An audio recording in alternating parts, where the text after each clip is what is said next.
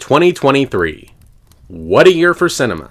Not necessarily a great year for cinema, but it was certainly a year for cinema.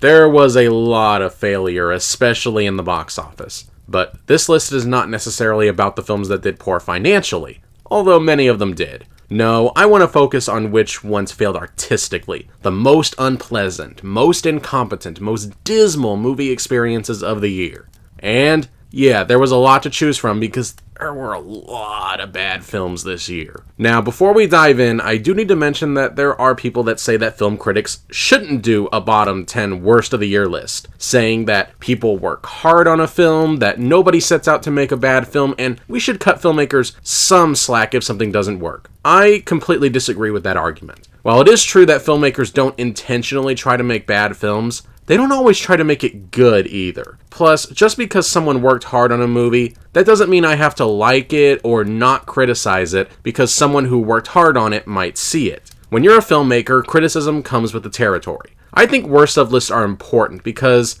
it is important to look back on a year and put everything into perspective, both the good and the bad. Plus, as Gene Siskel would always say, a bad film isn't just a bad film. A bad film can rob 2 hours of your precious time that you will never get back. If a bad film can do that, it can handle getting in one final pot shot at the end of the year. And if nothing else, we can learn from these films. And although I'm not naive enough to think that anyone in Hollywood will actually see my list, Hollywood can also learn from these failures and hopefully not make the same mistakes in the future.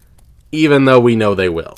Now, of course, it goes without saying I haven't seen every movie from 2023. There are some infamously bad films that I just didn't see. I didn't see After Everything, Expendables 4, Spy Kids Armageddon, Freelance, My Big Fat Greek Wedding 3, Lady Ballers, The Tutor, or Paint. Would these films be on the list? I don't know. But, you know, I've got better things to do with my time than try to seek out every single terrible film released this year. But make no mistake, I did watch some truly bad films this year. Don't you worry, there are plenty to go around. And before we get started, as always, a quick thank you to my patrons over on Patreon. If you enjoy the content I make and would like to offer your support, then for as little as $1 a month, you can get your name listed right here at the start of every video. Link to that is in the description below. And now, really quick, I want to go over some dishonorable mentions. Bad films that I want to give one last punch that I couldn't quite fit on this list. And there were a lot of them, 12 as a matter of fact. Magic Mike's Last Dance. We get to see a rich woman live out the ultimate feminist fantasy, all the while complaining about how hard the lockdown was for her. Tone deaf, Thy Name is Magic Mike 3. The Machine. This thing didn't make me laugh once. It's a one-joke premise stretched to 2 hours. Beau is Afraid. I'm sure this was very therapeutic for Ari Aster to make. Sadly, it was not enjoyable to sit through. Five Nights at Freddy's.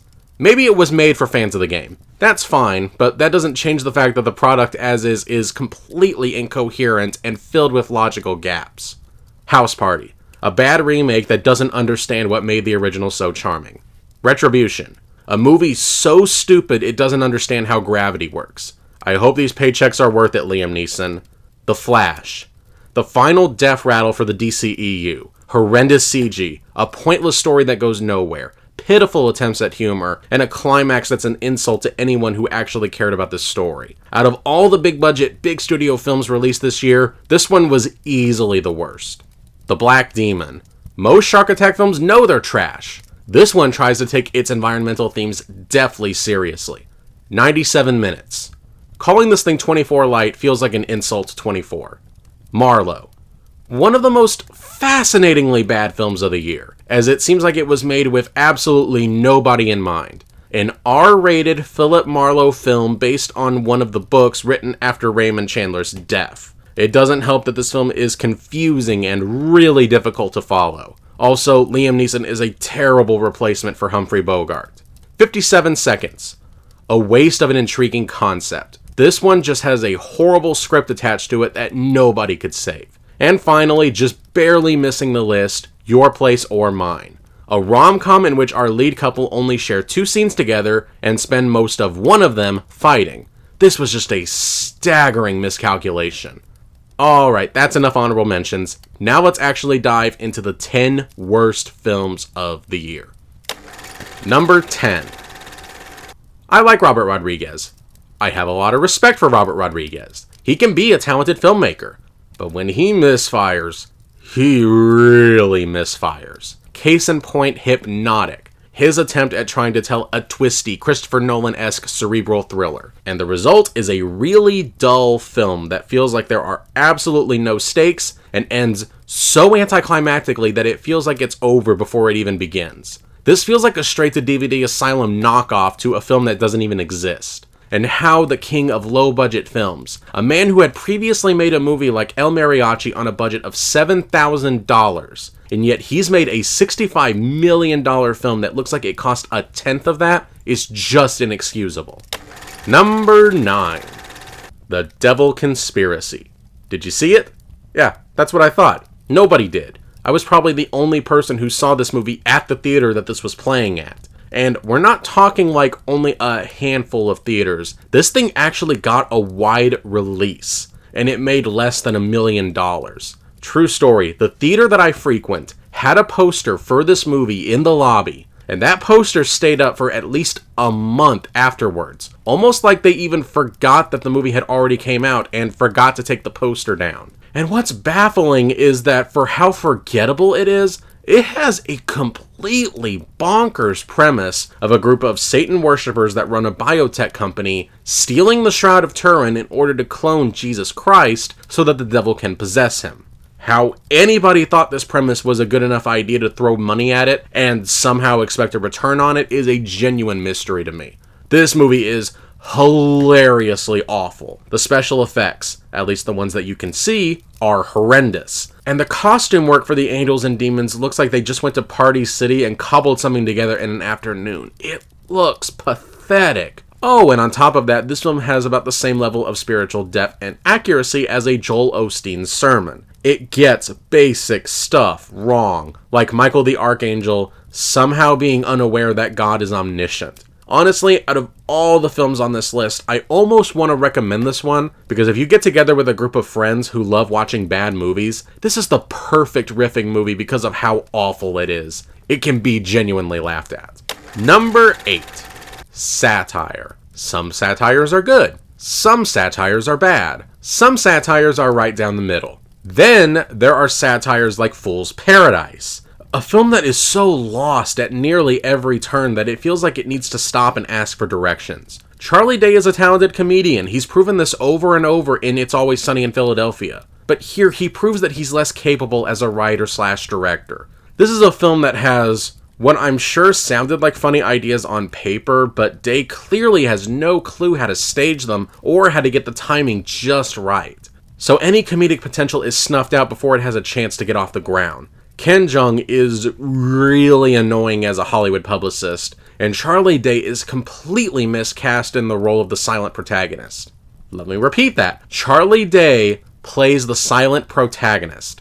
That's like making a Fred Astaire film that begins with his feet getting chopped off. The satire in this is so biteless. It has nothing new or original or daring to say about Hollywood. Probably because this is itself a Hollywood production. First with Babylon and now this. I think Hollywood needs to take a break from making movies about itself, at least for the time being. Number 7. You know what they say, good art is timeless. Unfortunately, this film was dated the instant it was released, and it was Fear. This film was very obviously written and filmed at the height of the COVID pandemic, and then sat on a shelf for 3 years. It's almost like this film was originally written about the lockdown, and then at the last second they decided to throw in a story of some kind of monster or spirit or whatever it was, I honestly can't remember, that kills you by manifesting your deepest fears into reality. A decent enough concept, and one that apparently the filmmakers were unable to handle. Inconsistent, awful characters who are awful to each other that you don't buy as friends, and horribly unscary. This isn't even so bad it's good, it's mostly just boring. A complete waste of time. It came and went in theaters, and it's already disappeared from public consciousness, and for good reason. Number 6. Winnie the Pooh, Blood and Honey.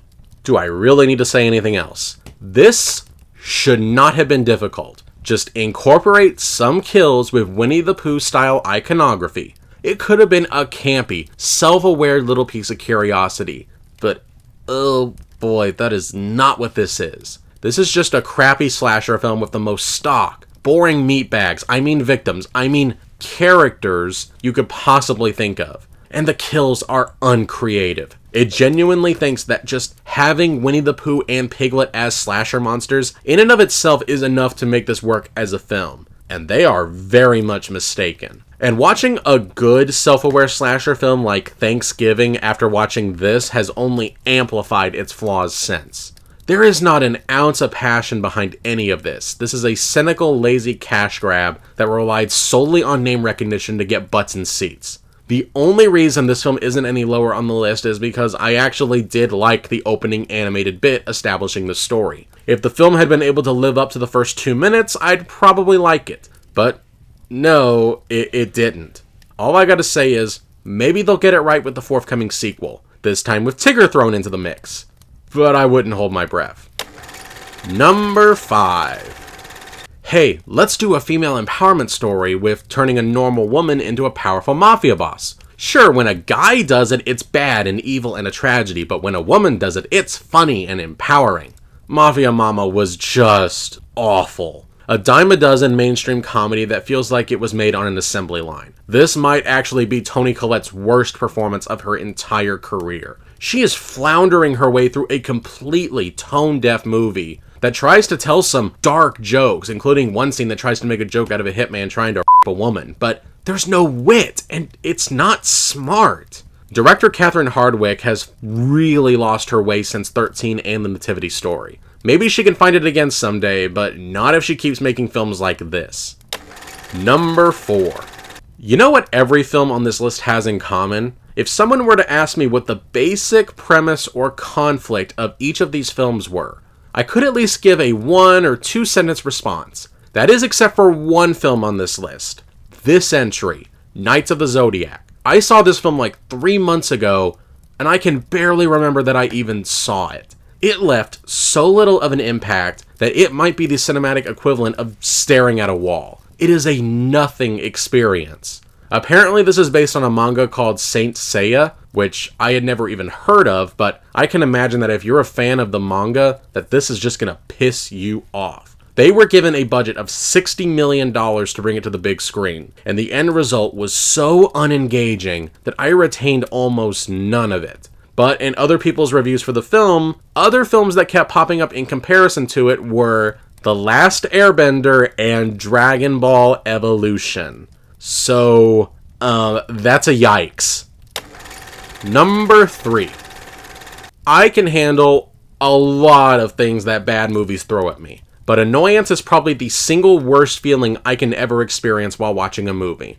And About My Father was the single most annoying film of the year. Large sections of this film was like nails on a chalkboard to me. It was so unbearable that I had to take frequent breaks while watching it. It took me like 5 hours to get through it. Unlikable, aggravating characters, horrible one-liners, no sense of pacing or character progression. It's just 90 minutes of watching actors embarrass themselves over a DOA script. At least Robert De Niro had Killers of the Flower Moon to fall back on this year, because this is poop. Number 2. You ever hear of a movie that does its job too well? That was my experience with Infinity Pool. A lot of people like this movie.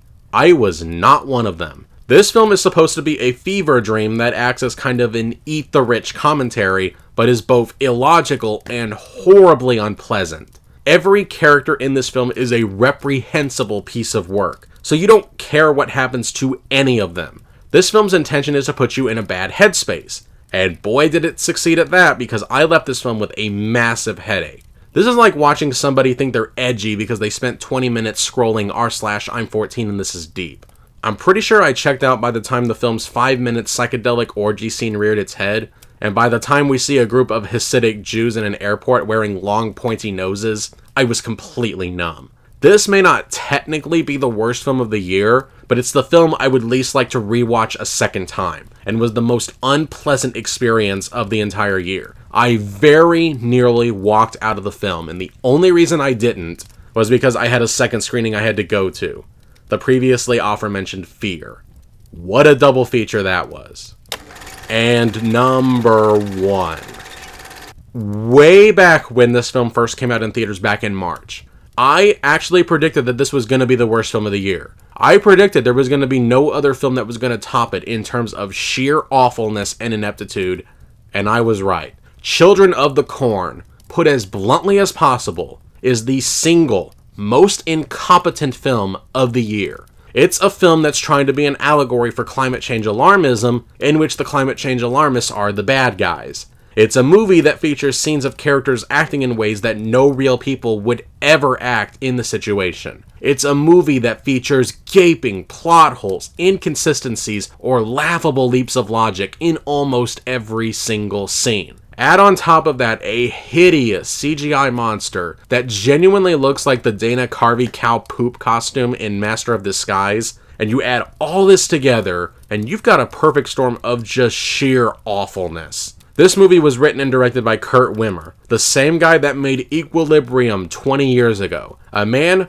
who should know better, and has spent decades in the industry, and yet this feels like it was made by somebody who's never seen a film before. I haven't seen any of the other Children of the Corn movies, but if this film is any indication, 11 is way too much. So yeah, Children of the Corn, congratulations, you get the slot for the single worst film of 2023. A year that was packed with so many terrible movies. What a privilege and an honor. And that's it. I can wipe my hand of all the bad this year had to offer. With that being said, there were some genuinely great films this year. There's never been a year where it's all bad. And after all this negativity, I do want to finish off the year celebrating the best of cinema that 2023 had to offer. So tune in next time when I offer you my picks for the top 10 best films of the year. Expect that one very soon. But until then, thank you so much for watching. As always, if you want to see my early thoughts of any film I watch or to read more of my reviews, make sure to check out my Letterboxd account. The link to that is in the description below. And make sure that you're subscribed so that you don't miss any upcoming reviews. Have a good day, and I'll see you next time.